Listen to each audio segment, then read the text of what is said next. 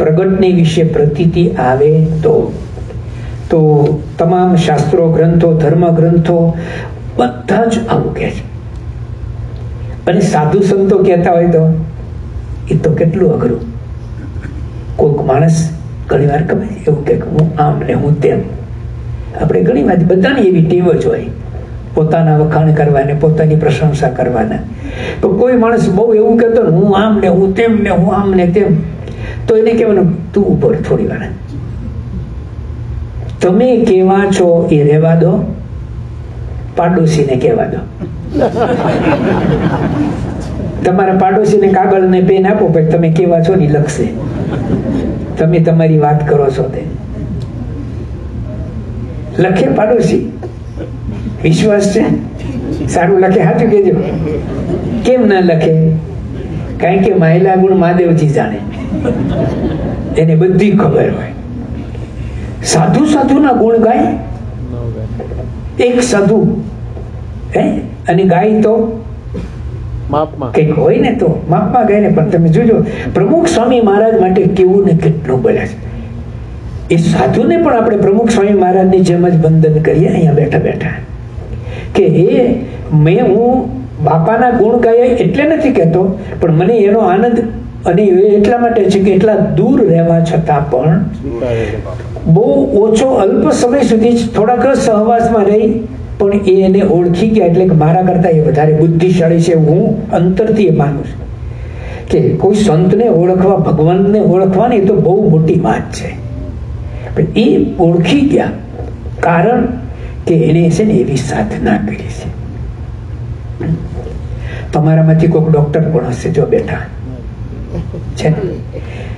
સૌરાષ્ટ્રની અંદર, સુરતની અંદર ડાયમંડ ઉદ્યોગ કેટલો ફૂલો ફાયલો છે. એ ડાયમંડ વાળા કોક હોય ને અને તમને ડાયમંડની એક પડીકી આપે ને, નાનું પેકેટ કહેવાય ને, એની અંદર કેરેટ હોય. કેરેટ લઈ ડાયમંડનું એક માપ છે. અને આમ ખોલીને કાગળિયું આપે ને, આટલું નાનું કાગળિયું હોય. તમને બતાવે ને તો તમે કંઈ ન કહી શકો. ગમે તેટલા મોટા ડોક્ટર હોય, એન્જિનિયર હોય, ગમે તે સાયન્ટિસ્ટ હોય ને તોય. અને એ કાઠિયાવાડનો છે ને 4 ચોપડી બનેલો હોય ને. અમારી મુંબઈની અંદર પ્રાગજીભાઈ હતા. સ આપણે કે ને ચ બોલતો કે સ, છ બોલતો કે સ, શ બોલતો કે સ, બધામાં સ જ બોલે. 100 સુધી ગણતા પણ ના આવડે. પણ એ છે ને તમે હીરાનું પેકેટ ખોલો ને તો એ કે આ નો પોહાય, એટલામાં નહીં કે આની કિંમત એટલી છે. એની કિંમત કે તમે ગમે તેની પાસે જાઓ તો સાચી જ પડે. કેમ ખબર પડી? કે એને સાધના કરી છે, હીરામાં વર્ષો કાઢ્યા છે, એટલે એને ખબર પડી કે આ હીરો સાચો કહેવાય, ખોટો કહેવાય, આવો કહેવાય, ડાગડુગી વાળો કહેવાય. આને આવી રીતે પહેલ પાડવાથી, આટલું કટિંગ કરવાથી આની કિંમત 10 ગણી ઉપજ છે. હીરો આમ હોય ને તમે તારવી લે કે આ ન વેચાય, કે આને છે ને આવી રીતે થોડોક ફેરફાર કરે ને આનો ના 10 ગણો ભાવમાં જાય. એમ જેને સાધના કરી છે, સાચા અર્થમાં સાધનોથી સ્વ પર કાર્યાણી ઇતિ સાધુ. સાધુ ભગવાનની સાધના કરે એને સાધુ કહેવાય. કપડા પહેરે એને નહીં. સ્વ એટલે હું આત્મા છું એવું જ્ઞાન પ્રાપ્ત કરે, આત્મનિષ્ઠ થાય એને સાધુ કહેવાય. અને પરમાત્મનિષ્ઠ થાય એને સાધુ કહેવાય. યોગી બાબા કે હાજી ભલા સાધુ, સહન કરે તે સાધુ, તનકી ઉપાધિ તજે તે સાધુ. પ્રમુખ સ્વામી મારે કે જેનું જીવન સાધુ એનું નામ સાધુ. સાધુ માટે ઘણી ઘણી વ્યાખ્યાઓ છે. તો આ એવા સાધુ છે જેને જોઈને આપણે પણ એને નમસ્કાર કરીએ, વંદન કરીએ. એવા સાધુ અને એવા શાસ્ત્રના અભ્યાસી. આપણી પાસે બહુ સમય નથી, બાપાની વાતો કરીએ છીએ. આમ તો આ બાપાની જ કહેવાય, પણ એવા 2 નામ હું આપીશ તમને. એક પૂજ્ય સત્યમિત્રાનંદ સ્વામીજી.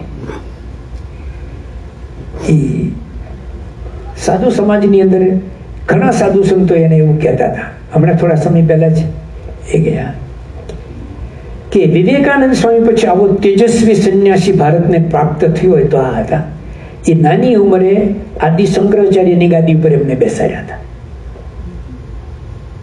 અને શાસ્ત્રના અભ્યાસી એટલે એક શ્લોક ઉપર, ગીતાના, શ્રીમદ ભગવદ ગીતાના એક શ્લોક ઉપર 1 મહિનો કથા કરે ને, એક પ્રસંગ રિપીટ ન થવા દે. વિષયાદિ નિવર્તન્તે નિયરા હર્ષ્ય દેહી નરસોપ્યસ્ય રસવર્જમ પરમ દ્રષ્ટવા નિવર્તતે. એક શ્લોક ઉપર 1 મહિનો કથા કરી શકે. અને કોઈ પણ ગીતા, ભાગવત, ઉપનિષદ, રામાયણ, વેદના આમ રેફરન્સ આપે, જબરજસ્ત. સત્યમિત્રાનંદ સ્વામી એવું કે બાપા માટે કે મારે માટે પ્રમુખ સ્વામી સાક્ષાત પરબ્રહ્મનું સ્વરૂપ છે. એ આપણા વખાણ કરવા માટે બોલે. એના જ કેટલા શિષ્યો છે, એના જ કેટલું માન પાન છે આખી દુનિયામાં. એને શું તમે હું માન આપવાના કહો? કોઈ કુંભાર હોય અને માટીના બાટલા જાત જાતના બધા બનાવતો હોય, એને પછી એને ત્યાંથી એક વાસણ લાવેલું, વાસણ માટીનું વાસણ એ તૂટી ફૂટી ગયું, પછી એનું ઠીકરું લઈ અને ફરી બીજા કોકને આપે તો એ કુંભાર રાજી થાય? કુંભારે બનાવેલું માટલું તૂટી ફૂટી ગયું, એ ઠીકરું પાછું આપણે કુંભારને ભેટ આપીએ તો રાજી થાય? એમ જે સંતને કોઈ પ્રશંસાની પરવાડ નથી, એ આપણી આગળ આવીને શું આવું પ્રશંસા કરવાના છે? પણ એ પ્રમુખ સ્વામી મહારાજ પાસે કે હું એટલે આવ્યો કે ભારતના 5 લાખ સાધુઓમાંથી ભારત રત્ન એવોર્ડ ફક્ત એક સાધુને મળ્યો. એને કહ્યું મારે નથી લેવો. પછી એને લીધો, પણ એ કીધું હું લઉં, પણ મારે પ્રમુખ સ્વામી મહારાજના હાથે મને મારે એવોર્ડ લેવા પડે. કે મારી આટલી ઉંમર, બાયપાસ કરાવ્યું તો તબિયત સારી નહોતી, તો પણ મને મનમાં આમ તો હું ક્યારે પ્રમુખ સ્વામીજીના દર્શન કરું, ક્યારે દર્શન કરું. અને ખરેખર આપણે યુટ્યુબ ઉપર એ ગુરુ પૂનમના દિવસે ત્યાં સારંગપુર આવેલા છે, એ વિડીયો છે. આપણે જોઈએ કે એના હોઠ નહીં હૈયું બોલે છે. આમાં તો કેટલા બાપા ધામમાં ગયા પછી આપણે સ્વામિનારાયણ પ્રકાશનો અંક બારે પાડ્યો ને, એ બધાના ઘરે હશે રાખી મૂકજો. એ મહામૂડી છે, એમાં કોક વાર દ્રષ્ટિ કરવાની. જે દિવસે તમે ઘરે થાકી ગયા હો, કંટાળી ગયા, કઈ તકલીફ થઈ હોય ને, તે દિવસે તમે જોજો એ ચમત્કારી ગ્રંથ છે, અંક છે, એ અંક ચમત્કારી છે. એની અંદર જે બાપાનું બધું પૂરું ઐશ્વર્ય હજી અંદર છે ને એવું દેખાશે. ઘણા લોકો એને જોયું છે કે બાપા ધામમાં ગયા ને પછી 3 દિવસ આપણને દર્શન આપ્યા હતા ને, બરાબર? તમને બધાને અનુભવ છે કે માણસનો એકવાર અંદરથી આત્મા નીકળી જાય ને પછી નિર્જીવ બની જાય, એમાં કોઈ સુધારો ન થાય. બાપા ધામમાં ગયા પછીનો એ જે ફોટા અંદર છે ને, તો તમે બહુ નિરખીને જોવો તો તમને એવું લાગે કે દાઢી કર્યા પછી બીજે 3જે દિવસે દાઢી ઉગી હોય ને એવા દર્શન થાય. કેટલાય લોકો મને કે સ્વામી આ શું કહું, મેં તારી ભક્તિ, બીજું હું કહું એને, તારી ભક્તિ તારે શ્રદ્ધા એમાં છે તો તને એવું દેખાય છે. પણ ગમે તેવું આપણા જીવનમાં કંઈક થયેલું હોય ને એ ગ્રંથને આમ આપણે આમ ચલાવી જઈએ ને તો આપણે છે ને પાછા તાજગી પેદા થઈ જઈએ. કેવાને કેટલા લોકોએ આપણા ભારતમાં સાધુ સંતો તો લખે, પણ અહીંના સેનેટરો લખે. 10 વર્ષ પહેલા આવ્યો હોય એની યાદ હોય, પણ એ લખે કે હું એમને મળ્યો ને, એમને જે મારો હાથ દબાવ્યો, મેં શેક હેન્ડ કર્યા ને, હજી મારા અંતરની અંદર એ જળજણાટી આવે છે. આ દિવ્યતા છે ભાઈ, આ એનું બ્રહ્મચર્ય, એનું તપ, તેજ, સંયમ છે. તો પ્રમુખ સ્વામી મહારાજ આવા વિરલ વ્યક્તિ છે. એમના ગુણોની તો આપણે કેટલી વાતો કરીએ. તો પ્રમુખ સ્વામી એમની શતાબ્દી આપણે ઉજવીએ છીએ. પ્રમુખ શબ્દ આપણે પહેલી વાર વાત કરી કે પ્રમુખ શબ્દ આપણે તો ઘણી વાર આમ જે દિવસથી સત્સંગમાં આવ્યા એ દિવસથી સાંભળીએ છીએ. સ્વામિનારાયણ સંપ્રદાયની અંદર પ્રમુખ શબ્દ નહોતો. મેં આગળ વાત કરી એમ સાધુ સંતોની અંદર મંડલેશ્વર, મહામંડલેશ્વર, ગિરી, સરસ્વતી, પુરી, દંડી, મુંડી એવા અમારા વિશેષણો હોય. કોઠારી મહંત હોય. શાસ્ત્રીજી મહારાજે BAPS સંસ્થાની સ્થાપના કરી. એમાં પહેલા પ્રમુખ તરીકે 28 વર્ષના નાના નારાયણ સ્વરૂપદાસની પર નીકળી. કોઈ વ્યક્તિને પ્રમોશન મળે તો શું થાય, રાજી થાય કે ના થાય? તમે જોબ કરતા હોય ત્યાં તમારે પ્રમોશન મળે તો. પ્રમુખ સ્વામી મહારાજને સાધુ થયા પછી 3 જ વર્ષે સારંગપુર મંદિરના કોઠારી બનાવ્યા. એ તો ઠીક છે, સ્વામી બન્યા.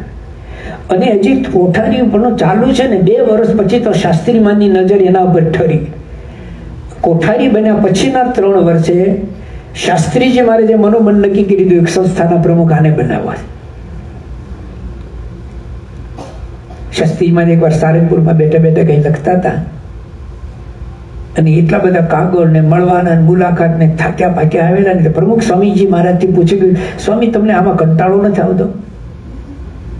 તો શાસ્ત્રીમાં સહજ બોલ્યા, તારા માથા ઉપર આવે ને ત્યારે તને ખબર પડશે. આમ તો ત્યારે તો કોઈને ના ખબર પડી હોય ને, પણ આ ભવિષ્યની એંધાણી. પ્રમુખ બનાવવા માટે 3 વર્ષ સુધી એમને સમજાવ્યા છે. કહ્યું છે કે તું બન. પ્રમુખ સ્વામીએ કહ્યું કે તમે જે કહો એ હું સેવા કરીશ, જેના હાથ નીચે કરવાની હોય સેવા કરીશ, પણ પ્રમુખ પદ પ્રતિષ્ઠા હોદ્દો માન સન્માન કોકને આપો. થાય એવું આપણે સાંભળીશું ખરા? હા ભાઈ, પણ આ નહીં સ્વીકારીએ. આ તો સ્વામી આગળ જ સારું કહે, બહુ જ અઘરું છે. અને પ્રમુખ બનાવ્યા. 3 વાર 2-3 પત્રો લખ્યા આવું થયું ને, પ્રમુખ સ્વામીજી ના પાડતા ને તો શાસ્ત્રીમાં જેમ હાથ પકડીને એમ તો કહી શકે ને હકથી કે કેમ ના પાડે, કેમ ના પાડે, તારે કરવાનું છે. એમ પ્રમુખ સ્વામી કે ના, તો કે કોને કરવા? તો તમારે. તો કેમ ના પાડે? મારે કરવાનું, તું કેમ ના પાડે? એવા સંતને નામ શીશ. પ્રમુખ સ્વામી આમ શીશ નમાવી દીધું અને પછી જાહેર કર્યું. આપણે સૌ જાણીએ છીએ એ પ્રમાણે પ્રમુખ બનાવ્યા.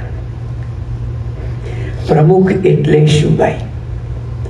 પ્રમુખ બનાવ્યા ને તો એ ગૌરવશાળી પદ પ્રતિષ્ઠાને ગુરુની પ્રસાદી માનીને પ્રમુખ સ્વામી મહારાજે, આપણે નહીં કોઈ બહુ અતિ કિંમતી વસ્તુ હોય ને તો એના પગે લાગીને મોં માથા ઉપર ચડાવી અને આંબલી વાળી પોળમાં ત્યાં એજ ઇટ ઇઝ અકબંધ મૂકી રાખી, જે આજે પણ બધાના સંકલ્પો પૂરા કરે છે. પણ એ પ્રમુખ તરીકેની જે ચાદર ઓઢાડીને એ ચાદરને પ્રમુખ સ્વામી મહારાજે એમાંથી મારું કર્તવ્ય, મારી ડ્યુટી, મારી ફરજ, મારી વાણી, વર્તન, વિચાર, આજથી મારે શું કરવાનું છે એ બધું એમાંથી લીધું. અને શાસ્ત્રીજી મહારાજ પણ કેવા પુરુષ કહેવાય. એક યુવાનને આજીવન જેટલું જીવે ત્યાં સુધી બીજો કોઈ પ્રમુખ નહીં બનાવવાનો. આધ્યાત્મિક જગતનો તપાસ કરો અને વ્યવહારિક જગતનો. યુવાન અવસ્થા છે ને બહુ જ, શબ્દ તો ન વપરાય મારે, પણ એમાં બહુ કૌભાંડો થયેલા છે, બહુ ઉછાળા આવેલા છે, એમાં વાવાઝોડા અને સુનામી પણ થયેલા છે. યુવાન અવસ્થાએ જે સારું કર્યું છે એવું ખરાબ પણ યુવાન અવસ્થાએ જ કર્યું છે. અને આ તો છેક જીવે ત્યાં સુધી બીજો બદલવાનો જ નહીં. એટલે શાસ્ત્રીમાં બોલ્યા હતા કે તમે એના દેહની સામે જુઓ છો, હું એના જીવની સામે જોઉં છું. આપણે એ બધી વાતો અત્યારે પ્રમુખની નહીં કરીએ, પ્રમુખ વર્ણિ દિનની હોય એવી, પણ 2-3 વાતો તો જરૂર કરીશું કે પ્રમુખ સ્વામી મહારાજ કેમ બીજા બધાથી જુદા છે. જુદા એટલા માટે છે કે એ પ્રમુખ બન્યા એ દિવસે એની ફરજ ને બધું તેને મનમાં નક્કી જ કર્યું છે, જિંદગીના છેલ્લા શ્વાસ સુધી બજાવી છે. પણ એ દિવસે વાસણ ઉટક્યા. આ પ્રસંગ છે ને અત્યાર સુધીમાં સત્સંગી જૂના હોય એને તો ઓછામાં ઓછા 25-50 વાર સાંભળ્યો હોય. આમાં શું નવું હોય કયો? પણ એને સમજવું હોય તો એવું કરવું પડે કે એક દિવસ આપણે સમારંભના પ્રમુખ હોય ને, સમારંભ પૂરતા સમારંભના પ્રમુખની લાઈફ કેટલી ભાઈ? 2-2.5 કલાકની. પાર્કિંગમાં હોય ત્યાં સુધી કોઈ એને પૂછે નહીં, અને સ્ટેજથી નીચે ઉતરે પછી પણ કાંઈ નહીં. એની ફક્ત સ્ટેજ ઉપર જ વેલ્યુ ને. તો પણ સ્ટેજ ઉપરથી નીચે ઉતરી અને ડસ્ટબિન આગળ જાય ને કઈ નીચે પડેલું હોય તો કચરો સાફ કરી શકે, લઈ શકે? શક્ય જ ના બને, કોઈથી ના બને. પ્રમુખ સ્વામી મહારાજે પ્રમુખ બન્યાને એ દિવસે કોઈ ન કરી શકે ને એવું એક કાર્ય કરી બતાવ્યું. એ ત્યારે કોઈ ફોટો ફિલ્મો વાળા કે એની સામે કોઈ પ્રેસ રિપોર્ટરો નહોતા. આ તો પછી ત્યાં જે 2 જણ હરિભક્તો હતા એને જોયું. એ લોકો બબુભાઈ કોઠારી બધા જે ત્યાં હતા ને એ છેલ્લે એમ કે હાલો વાસણ ઉટકવા જઈને તો વાસણ બધા ઉટકાઈ ગયેલા. તો સાફ ચોખ્ખો સાફ. પછી પૂછ્યું કે કોને કર્યું? તો કે પ્રમુખ સ્વામીએ. નહીં તો ખબર ના પડે. મારા જેવો હોય ને કહે તો પછી તમે કે જો ને ભાષણ જોતો તો તમે ત્યાં જાઓ તો ત્યાં તો નથી. હો ઉઠકી ગયા, કોને ઉઠક્યા હતા કે આપણે ઉઠકી નાખ્યા, કોઈ નતું ને. એટલે મેં તમને કહી તો દીધું ને, આપણાથી રહેવાય જ નહીં ભાઈ, સમજ્યા? કોઈને ઇનડાયરેક્ટલી મોકલીને પણ મક્કર કરીને પણ કહેવાય જાય. પ્રમુખ સ્વામી મહારાજે આ પ્રસંગ એમના મોઢે નથી કીધો. આ તો ત્યાં જે હરિભક્તો હતા એ લોકો છેલ્લે ત્યાં જ રહેતા હતા. એને જોવા ગયા ને ત્યારે ખબર પડી કે વાસણ કોને ઉઠક્યા, તો કોઈએ કીધું નહીં. પછી 3 જ જણા હોય, આપણે 3 ને પૂછી લે તો એનો અર્થ શું થયો? તો જે નથી બોલતો એને તો કર્યું છે ને. હા, આપણા ગુરુ છે. એટલે ખરેખર પ્રમુખ સ્વામી મહારાજ એટલે પ્રમુખ સ્વામી મહારાજ એ પદ પ્રતિષ્ઠા કે સત્તાને આવ્યા એમની સાથે નથી લીધી, પણ એમણે એમની સેવક ફરજ એમને સાથે લીધા. પ્રમુખ શબ્દની સાથે એમને દાસ ભાવ, દીન ભાવ આ બધું જ અપનાવ્યું અને જીવ્યા ત્યાં સુધી 75 વર્ષ સુધી આ રીતે બાપાએ આવી એકધારી સેવા કરી. તુલસીદાસજી રામાયણની અંદર એક ચેલેન્જ ફેંકે છે, નહીં અસ જન્મે જગમાહી પ્રભુતા પાઈ તાકુ મદનાઈ. આ દુનિયામાં કોઈ એવો જન્મો નથી કે જેને પદ પ્રતિષ્ઠા માન સન્માન મળે અને એને અભિમાન ન આવે. બાપા માટે આપણે કહી શકીએ છીએ કે ભવંતી નમ્રાતર વાહ ફલદ ગમે. વૃક્ષને જ્યારે ફળ લાગે ને ત્યારે ઊંચું ન જાય પણ એ નીચું આવે. પ્રમુખ સ્વામી મારે જેટલી પદ પ્રતિષ્ઠા માન સન્માન કી ટુ ધ સિટી કે જે કંઈક મળ્યું છે ને એ બધામાં એ નીચે આવ્યા છે, એ ઊંચા આવ્યા નથી. એટલે એક વિરલ વિભૂતિ છે. બીજી વાત, પ્રમુખ સ્વામી મહારાજે દુનિયાની એક કહેવતને ખોટી પાડી. એ કહેવત પણ તમે બધા જાણો છો, હું બોલીશ તમે પૂરી કરજો. ડુંગરા દૂરથી રળિયામણા, ડુંગરા દૂરથી રળિયામણા. દૂરથી કેવા લાગે? આપણા ઘરના આંગણી વાળી લોન કટિંગ કરી લ્યો ને એવું લાગે. તમે એલે જાઓ ને તો આપણું મંદિર છે ને ત્યાં સામે જ આખી પર્વતમાળા છે. 2 વરસાદ વર્ષા પછી તમે જુઓ તો એવું લાગે કે આમ લોન કટિંગ કર્યું ને એટલે એકદમ સરસ. પણ તમે ત્યાં જઈને ચડવાનું તૈયાર કરો ને તો તમને 8-10 ફૂટના ખાડા ખાકરા ટેકરા બધું દેખાય. ડુંગરા દૂરથી રળિયામણા, એની કહેવતની પાછળનો ભાગ કોઈને આવડે છે? પાસે જાઓ તો અળખામણા, નજીક જાઓ તો ખાડા ખાકરા બધું જ દેખાય. એમ કોઈ પણ વ્યક્તિ દૂરથી સારો લાગે. અને તમને લોકોને ગ્રહસ્થોને તો બહુ જ અનુભવ કહેવાય. થોડાક દિવસ સાથે રહે ને પછી 2 જણા બાજુ જમવા બેઠા ને દાળનો હબડકો લે એટલે ઉલટી થાય એમ કરે. આ ખબર વધતો ન બાજુમાં બેહવું હવે ક્યાં જાય?